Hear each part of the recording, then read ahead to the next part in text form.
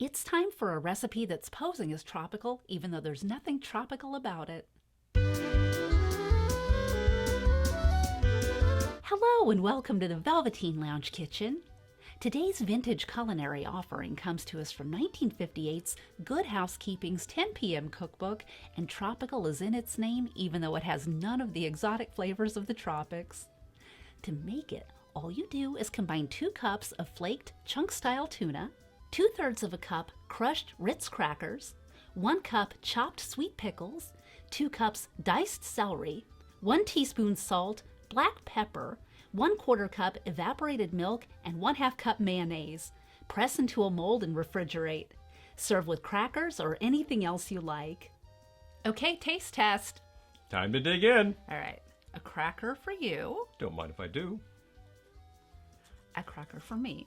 Mm-hmm.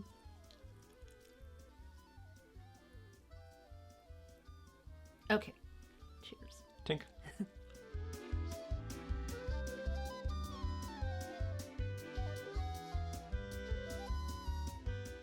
Tastes remarkably like tuna salad.